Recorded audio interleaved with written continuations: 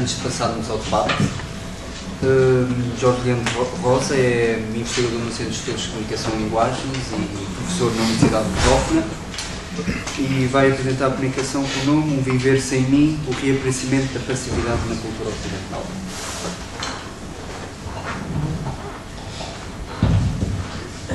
Muito obrigado. Fico bem embaraço depois da disciplina que foi seguida pelos meus dois antecessores nesta mesa, disciplina no verdadeiro sentido, do rigor, das referências literárias, da teoria literária, da história literária, e eu que também venho, digamos assim, dessa dimensão dos estudos literários, tentar aqui sair um bocadinho desse rigor. Não porque queira abandonar o rigor, mas porque me parece que o problema que andamos aqui à procura é um problema que constantemente subverte a nossa pulsão para a construção de um edifício teórico, de um discurso, de uma perspectiva. Bartleby, esse texto magnífico, que volto sempre, parece-me efetivamente que de alguma forma se cristalizou no nosso tempo como, de alguma forma, lugar de qualquer coisa. Lugar literário, evidentemente, mas também algo mais do que isso. E a minha pretensão não é mais do que tentar aqui deslocar um pouco as perspectivas referentes a esta questão. Mas eu perguntaria, afinal, que problema é este que nos reúne hoje em torno de Bartleby? É um problema sem nome, evidentemente. É um problema sem nome. E a ausência do nome, aliás, a questão também ela própria garridiana, como aqui já foi invocado, a ausência do nome é um problema que constantemente nos espicaça, constantemente nos atinge. Não temos formas seguras, formas eficazes de lidar com aquilo que não tem nome. Portanto, este problema sem nome, que me parece ser um problema absolutamente concreto, é também um problema que, de alguma forma, é invasivo quanto à constituição de um objeto. Ou que anda sempre à procura do seu objeto.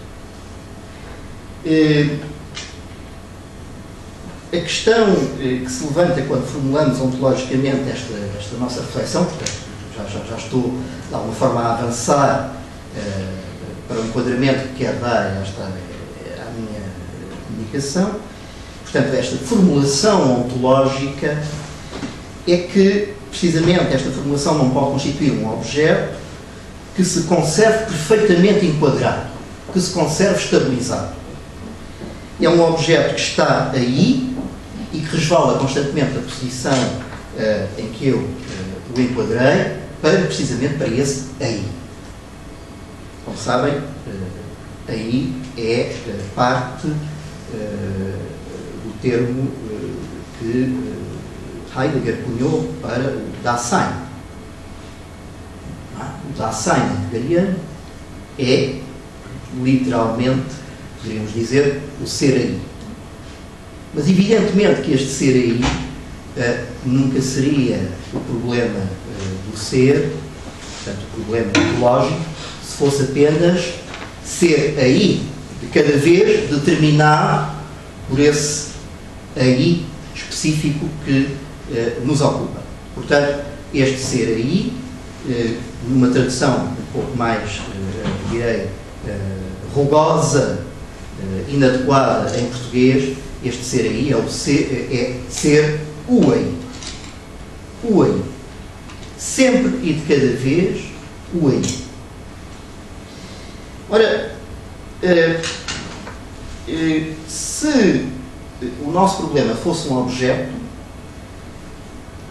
ele ou seria uma representação ontoteológica, que é o sentido da teologia tradicional, em que Deus é sempre um ser entre seres. Já voltarei um pouco a essa questão. Ou, se não fosse na perspectiva ontoteológica, teríamos então uma espécie de afirmação da teologia negativa, que aliás já fui aqui a evocar. Esta oscilação é uma oscilação historicamente bem determinada no pensamento ocidental, mas eu julgo que precisamente o nosso problema não está nem numa alternativa nem na outra. Está a iuris, digamos assim.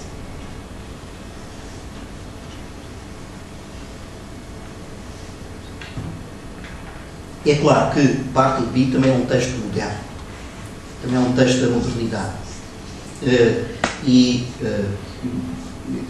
Sendo, evidentemente, um texto da modernidade, é um texto já plenamente enraizado naquilo que é, talvez, a questão fundamental dos modernos, que é, precisamente, a preservação de uma zona de ordem, de um território da ordem, que, de alguma forma, se confronta constantemente, portanto, trabalha constantemente as margens dessa ordem, que são precisamente as margens da natureza, o caos.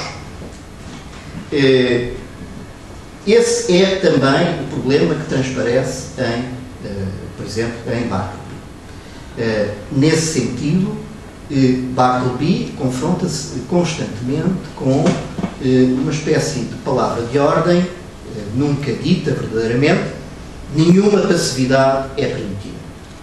Nenhuma passividade é possível. Não temos direito à passividade.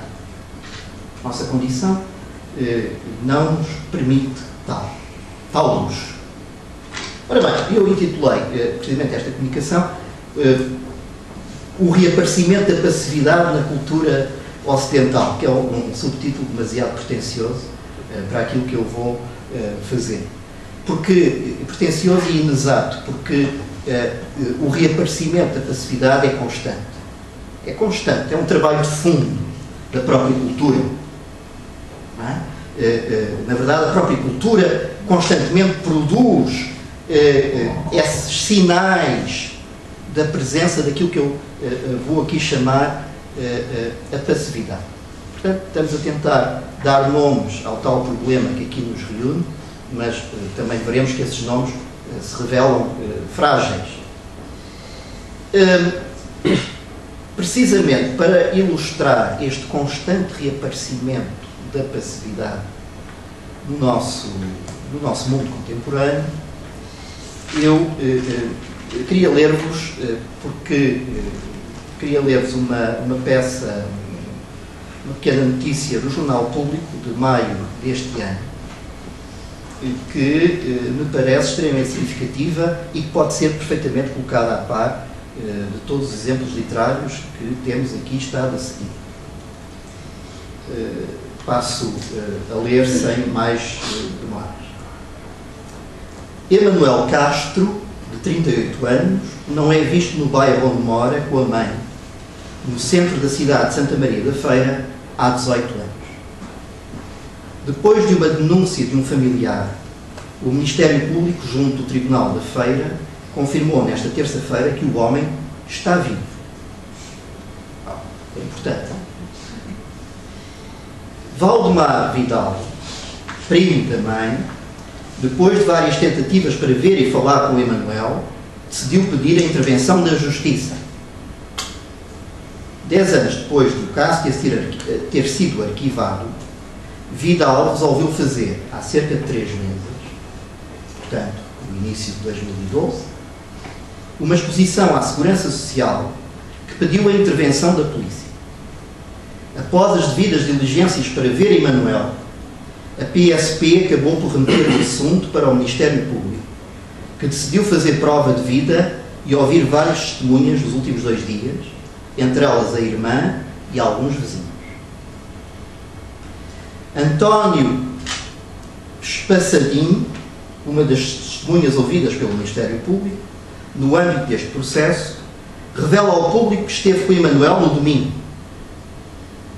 E cita-se esta testemunha.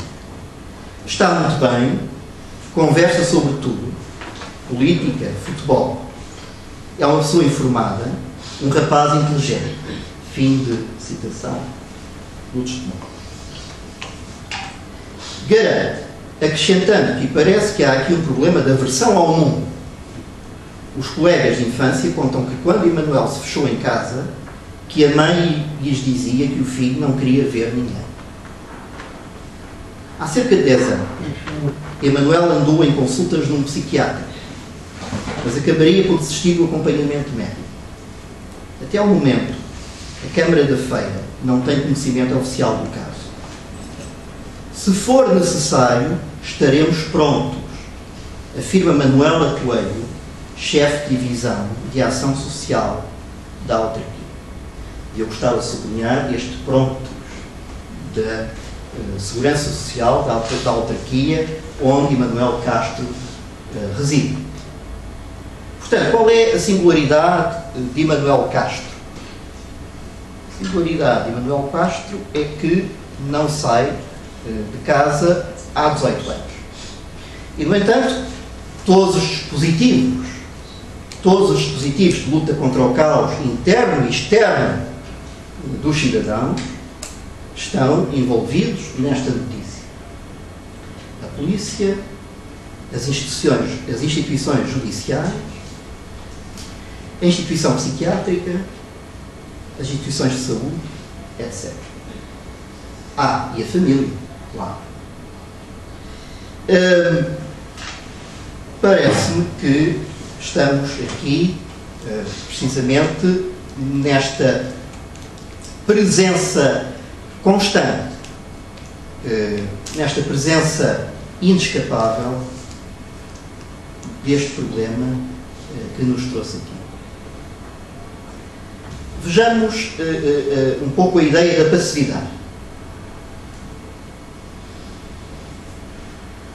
E vou ler um excerto do texto que me preparado para talvez situar um pouco mais rigorosamente esta questão.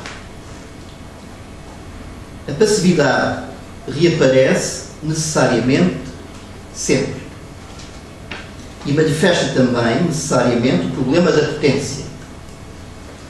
No seu ensaio de 1993 sobre o Bach, Agamben afirma precisamente que a experiência da potência é a coisa mais difícil de pensar. Porque a potência, ao contrário do poder, sou eu que o digo, neste caso, é sempre a possibilidade de não. Ora, o não enquanto potência só pode ser pensado em algumas das suas vertentes, se for pensado também na própria deslocação do problema ontológico do poder para a potência. Quer dizer, da predicação do ser para a sua pura existência. É aí que me situo. De algum modo, a leitura de Agamben perde-se numa onticidade evocativa que o faz relembrar, por exemplo, a distinção medieval entre a potência absoluta e a potência ordinária. Quer dizer, a diferença que ainda não é a diferença ontológica, atenção, a diferença que há entre a potência que deriva da situação ôntica de Deus, um ser entre seres, como eu já disse, mas absolutamente potente, e a potência que se manifesta como construção da vontade, quer dizer, como construção do poder teológico. A linha da potência tem, aliás, uma vasta tradição que chegou até nós, e recordo o caso evidente e paradigmático de Freud, e da distinção essencial entre as possibilidades do ego, a sua gramática, e as possibilidades do id, e a sua indescritível ilimitação. Devemos, antes de mais, esclarecer em que sentido recorremos, então, aqui à noção de passividade. No sentido que lhe damos, a passividade não é a ausência de reação a uma ação de outrem, nomeadamente a uma ação de agressão ou de interpelação provinda do outro. Esta passividade não aparece aqui na sua acessão cultural, psicodinâmica ou sociológica. Evidentemente que todo o enquadramento de Immanuel Castro pressupõe essa situação da agressão, nesse sentido. A passividade pertence antes à dimensão ontológica da restituição e ou da confrontação do ente ao ser. Bom, é óbvio que estamos em plena consciência da diferença ontológica, tal como ela foi, de alguma forma, explicitada por Heidegger a partir dos anos 20, como é bem conhecido. Mas aqui o que nos interessa mais é, de alguma forma, como ela foi prosseguida em termos que por vezes se distanciam de Heidegger por autores como Emmanuel Levinas ou o já citado Giorgio Agamben ou ainda Michel Henry. Direi um pouco abruptamente, mas o nosso tema é precisamente um tema abrupto, que a passividade abre aqui uma janela para a insustentabilidade de sermos coerentemente o que somos. E esse é o problema dos modernos. O problema dos modernos é a impossibilidade da coerência. Essa coerência verdadeiramente sustentada para além do tempo e do espaço. Na passividade aparece a dupla relação em que o ente humano se assume como tal. Submisso a essa pertença a si que o toma e insubmisso diante da vida que ameaça desenrolar-se inteiramente no interior dessa pertença. E que faz dele testemunha da submissão. O testemunho é a instância em que o eu é remetido à sua circunscrição determinante. Aquele que testemunha o irremediável da sua posição está sempre atingido por uma degradação decisiva que afeta o valor desse testemunho, que o desloca para diante de si mesmo, cegando perante a impossibilidade de se dessolidarizar de si mesmo, que era, afinal, todo o fundamento do testemunho. Sabemos bem que Agamben, precisamente, explorará amplamente esta questão decisiva do testemunho a partir daqueles que viveram o Holocausto, a partir da experiência dos campos. Esta posição daquele que vem testemunhar a existência nos campos de concentração está, portanto, aqui colocada paradigmaticamente. Seria necessário um esforço desumano, equivalente à desumanidade atlética dos carrascos, para que um testemunho estivesse à altura do encontro com a brutalidade do ser. Mas, para usar esta expressão de Levinas, me parece absolutamente essencial. A brutalidade do ser. A brutalidade do ser que se exibe a descoberto nos campos. Porque esse testemunho nunca será, na verdade, a tematização da barbárie nazi ou da tecnicização dos processos de assassinato em massa, mas será sempre uma outra coisa.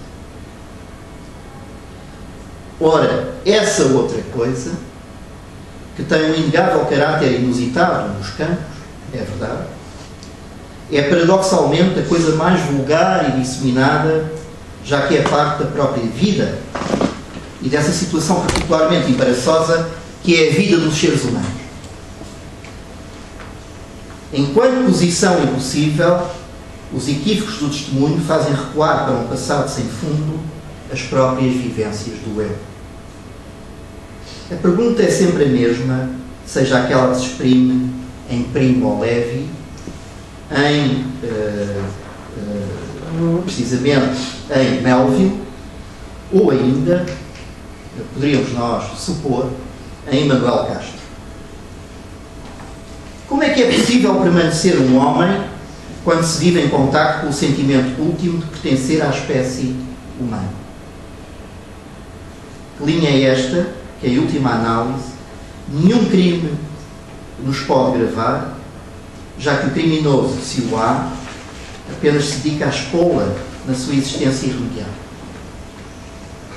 Digamos que, se prestarmos atenção, mas trata-se de uma atenção totalmente diferente daquela que prestamos aos objetos que nos interessam, se prestarmos atenção, há aqui um eu que parece monstruoso.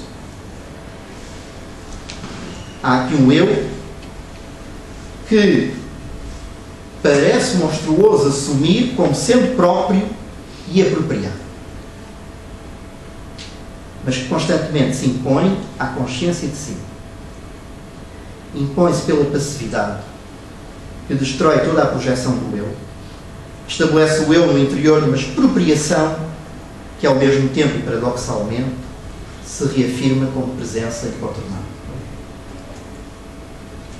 Na verdade, podemos dizer que a passividade está confrontada com a agressão, mas no sentido da pura agressão que vem do facto de ser. A passividade só se reconhece porque o ser é experienciado como estrangeiro. Como diz Levinas, e cito, a questão do ser é a própria experiência do ser na sua estranheza. Fim de citação.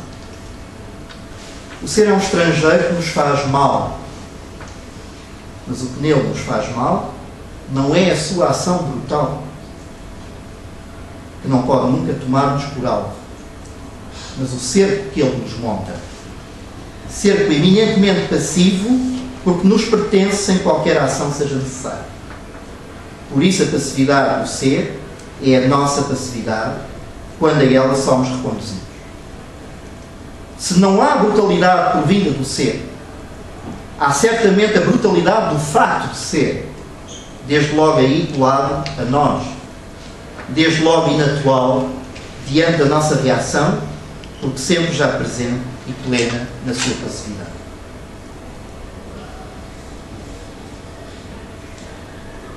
Esta passividade é a passividade essencial, raramente matizada, porque raramente dita. Como se pode dizer aquilo que, para ser dito, não tem necessidade de aparecer ou sequer de ser pensado? A questão da passividade não reside na deficiência de um posicionamento a que o sujeito possa pretender remediar. Não há uma passividade porque eu estou numa posição inadequada. Não há passividade porque eu estou entre aqueles que não me compreendem. E é preciso, precisamente, ter essa atenção ao ler o Bartolomeu.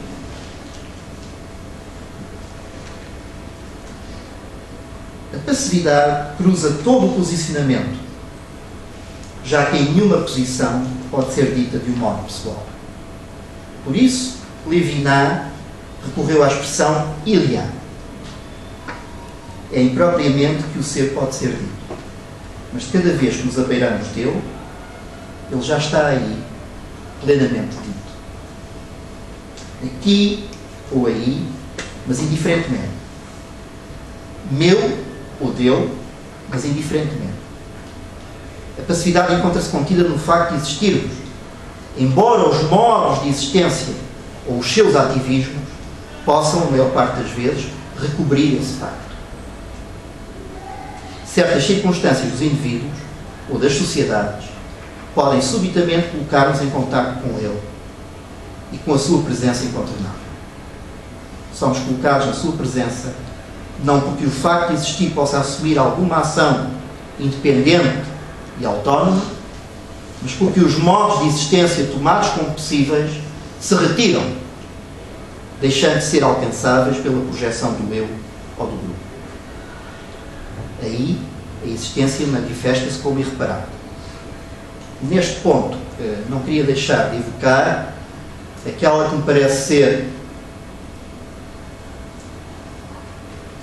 a obra literária maior, em termos precisamente desta colocação, que é Les Cent Vingt Journées de Sodome, de Sade. todo o dispositivo literário de Sade conduz precisamente para esta experiência de passividade enquanto experiência do ser.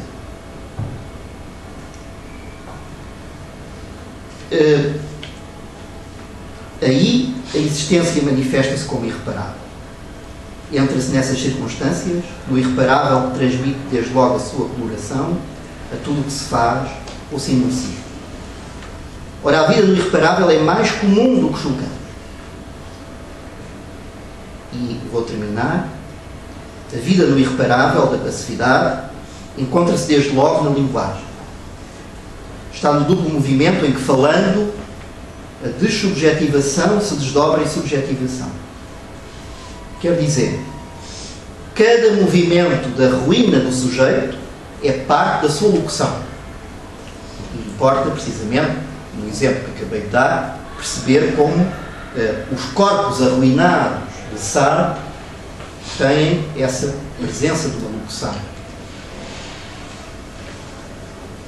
No momento em que nos tornamos sujeitos de enunciação, algo na linguagem já se antecipou e já fala por nós. Como dar testemunho de uma possibilidade de vida quando o ser já se apropriou da literatura? É o caso clássico referido por Agamben do testemunho daquele que sobreviveu aos campos.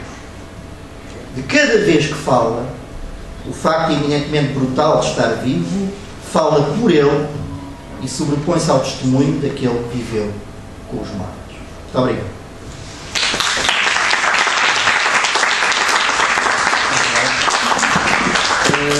Dou então